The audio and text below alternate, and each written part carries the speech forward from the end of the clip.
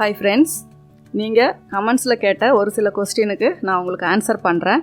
அதுக்கு முன்னாடி நம்ம சேனலை சப்ஸ்கிரைப் பண்ணாதவங்க சப்ஸ்கிரைப் பண்ணிக்கோங்க. பக்கத்தில் இருக்க பெல் சிம்பிளை ப்ரெஸ் பண்ணிட்டீங்க அப்படின்னா உங்களுக்கு வீடியோஸ் போடும்போது எல்லாமே நோட்டிஃபிகேஷன் வரும்.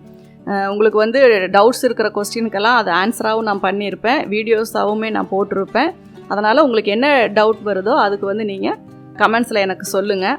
லைக் பண்ணுங்கள், ஷேர் பண்ணுங்கள். இப்போ நம்ம கொஸ்டின் ஆன்சர் பார்க்கலாம். பேக் நெக் வைடாக வைக்கும்போது ஆர்ம்ஹோல் உள்ளே தள்ளி மார்க் பண்ணும்போது சைட் ஜாயின் பண்ணுறப்ப ஸ்லீவில் டிஃப்ரென்ஸ் வருது அப்படின்னு சொல்கிறீங்க. இதுக்கு நான் நிறைய வீடியோஸுமே நான் உங்களுக்கு போட்டிருப்பேன், எக்ஸ்ப்ளனேஷனும் கொடுத்துருப்பேன். நான் எப்போவுமே சொல்கிறது எப்படின்னா, பேக்கில் ஆர்ம்ஹோல் நீங்கள் டெப்த்தாக தான் வெட்டணும். ஏன்னா நெக்கு நீங்கள் அகலமாக வெட்டும்போது அந்த ஆர்ம்ஹோல் டெப்த்து நீங்கள் எப்பவும் போல் லூஸாக விட்டுட்டீங்க அப்படின்னா பின்னாடி நிறைய சுருக்கம் வரும். அதனால் அந்த மாதிரி இதுக்கு நான் பின்னாடி ஆர்ம்ஹோல் டெப்த்தாக வெட்ட சொல்லியிருப்பேன். ஃப்ரண்ட்டில் பார்த்தீங்க அப்படின்னா உங்களுக்கு ஃப்ரண்ட்டும் பேக்கும் கிட்டத்தட்ட ஒரே மாதிரி இருக்கும். கொஞ்சமாக ஒரு 1/4 இன்ச்சு மட்டும்தான் ஃப்ரண்ட்டில் ஆர்ம்ஹோல் அதிகமாக வெட்டுற மாதிரி வரும். ஃப்ரண்ட்டு எப்பவும் போல் நான் 1/2 இன்ச்சு தள்ளி தான் வைக்க சொல்லியிருக்கேன். பேக் ஆர்ம்ஹோல் வெட்டும்போது என்னாகும்னா, நீங்கள் ஆர்ம்ஹோல் சுற்றளவும் அதையும் சென்ட்ரலில் நாச் மேட்ச் பண்ணும்போது உங்களுக்கு எக்ஸ்பெண்ட் ஆகும். ஏன்னா ரொம்ப டெப்த் இருக்கும்போது கண்டிப்பாக பேக்கில் எக்ஸ்பெண்ட் ஆகும்.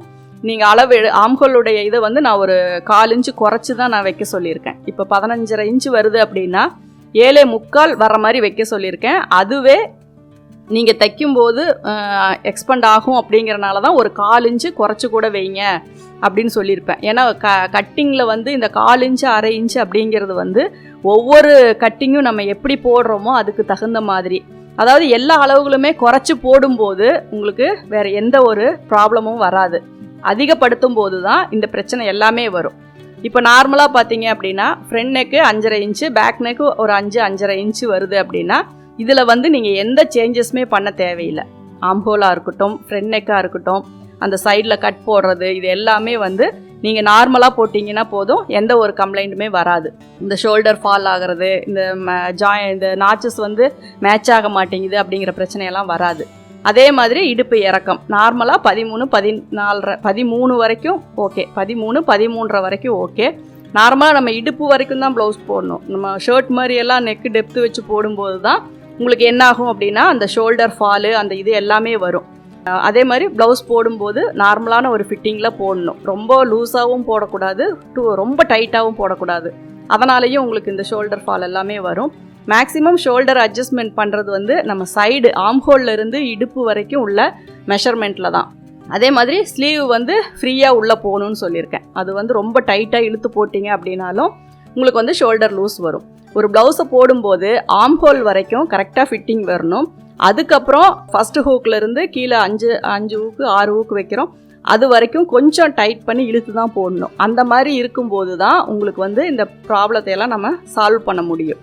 இப்போ நீங்கள் கேட்குறது இப்போ டெப்த்து அதிகமாக வைக்கிறோம், ஒரு 10 இன்ச்சு 10.5 இன்ச்சு நம்ம வைக்கிறோம், அவுட்டரில் ஒரு 1/2 இன்ச்சு தள்ளி நல்லா லோ நெக்காக வைக்கிறோம் அப்படின்னா சைடில் இந்த சென்டரில் வர கிளாத்து பூரா, அந்த அதிகமாக வர கிளாத்து பூரா உங்களுக்கு சைடில் தான் அப்படியே ஒரு மாதிரி பஃபியாக தூக்கிட்டு இருக்கிற மாதிரி இருக்கும். அதனால தான் நான் 1/2 இன்ச்சு உள்ளே தள்ளி வைக்க சொல்கிறேன். ஆர்ம்ஹோலும் டெப்த்து பண்ண சொல்கிறேன். ஆர்ம்ஹோல் டெப்த்து பண்ணும்போது ஃப்ரண்ட்டும் பேக்கும் நீங்கள் ஜாயின் பண்ணும்போது தாராளமாக அது எக்ஸ்பெண்ட் ஆகும். ஃப்ரண்ட்டு டாட் பிடிச்சி இது பண்ணும்போது உங்களுக்கு அது கரெக்டாக ஆயிரும். மேக்ஸிமம் இது ப்ராக்டிஸ் தான், நீங்கள் பண்ணுங்கள், கண்டிப்பாக வரும். அதே மாதிரி பேக்கில் நீங்கள் என்ன அளவு வைக்கிறீங்களோ அது 7.25 வைங்க, 7.25 வைங்க, 8 வைங்க, எப்படி வேணாலும் வைங்க. ஆனால் அதே அளவு உங்களுக்கு ஸ்லீவில் வர மாதிரி போட்டுக்கோங்க. இது உங்களுக்கு ஈஸியாக தான் இருக்கும். ஏன்னா நீங்கள் ரெண்டுலேயும் வித்தியாசம் கண்டுபிடிக்க முடியல அப்படிங்கிறனால உங்களுக்கு இந்த பிரச்சனை வரும்.